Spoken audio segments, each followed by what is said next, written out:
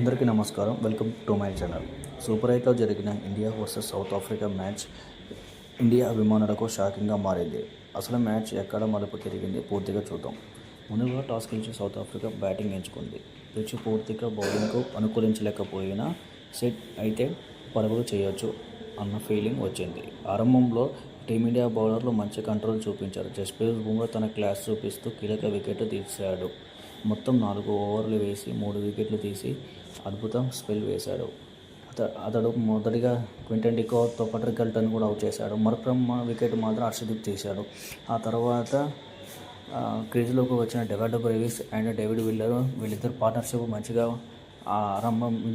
ఆరంభించి ఆ తర్వాత యాక్సిలరేట్ చేశారు. వీళ్ళు తక్కువ బాల్స్లో 97 పార్ట్నర్షిప్ చేయడంతో సౌత్ ఆఫ్రికా మంచి ప్రధానమైన స్కోరు చేయగలిగింది.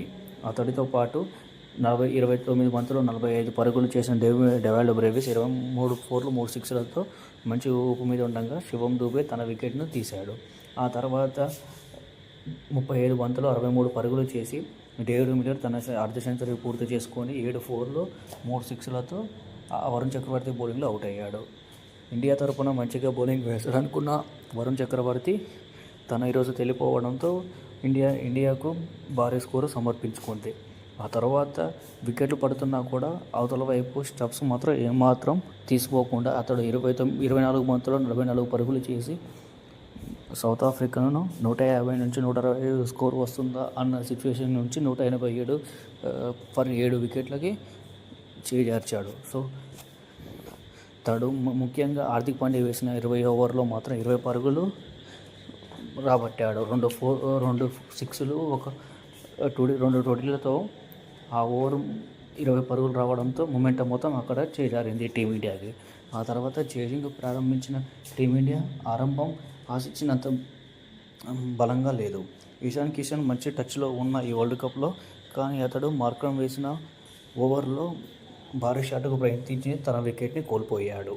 ఆ తర్వాత ఓవర్లో తిలక్ వర్మ కూడా 4కు ప్రయత్నిద్దామని ముందరకు వచ్చేసి మార్కో యాన్సన్ వేసిన బాల్ని ఇన్సైడ్ ఎడ్జ్తో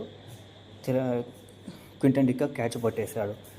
ఆ తర్వాత చిన్నగా పార్ట్నర్షిప్ మొదలవుతుంది అనుకున్న సూర్యకుమార్ యాదవ్ అభిషేక్ శర్మతో మార్కో యాన్సన్ వచ్చేసి నకెల్ బాల్తో అభిషేక్ శర్మను అవుట్ చేశాడు.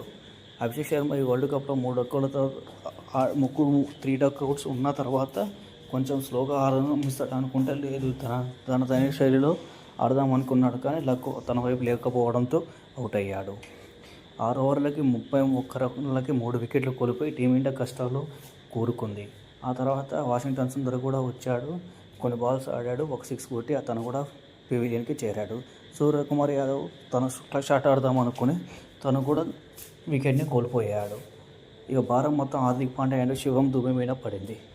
వాళ్ళు కూడా మొదటిలో నెమ్మదిగా ఆడారు, కానీ రన్ రేట్ పెరగడంతో హార్దిక్ పాండ్యా 15వ ఓవర్లో భారీ షాట్కు ప్రయత్నించి మార్క్రమ్కి క్యాచ్ ఇచ్చి 3 స్టబ్లకి అవుట్ అయ్యాడు. అదే ఓవర్లో రింకు సింగ్ అండ్ హర్షదీప్ సింగ్ కూడా వాళ్ళు భారీ షాట్ ప్రయత్నించి తన వికెట్ని కోల్పోయాడు.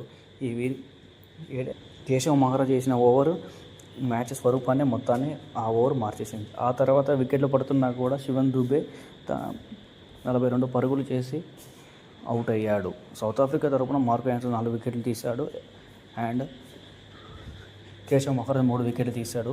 వికెట్లు ఏమి రాకపోయినా కూడా లుంగి ఎంగిడి మాత్రం అద్భుతమైన స్పెల్ వేశాడు.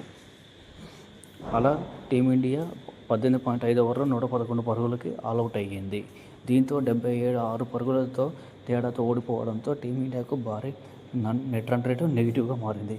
నెక్స్ట్ సూపర్ 8లో 2 మ్యాచ్లు గెలిస్తేనే సెమీస్కి వెళ్ళే అవకాశం ఉంది. దానితో పాటు ఫలితాలన్నీ మనకు అనుకూలంగా వస్తే టీమిండియా వెళ్తుంది, లేదంటే కష్టంగా మారండి.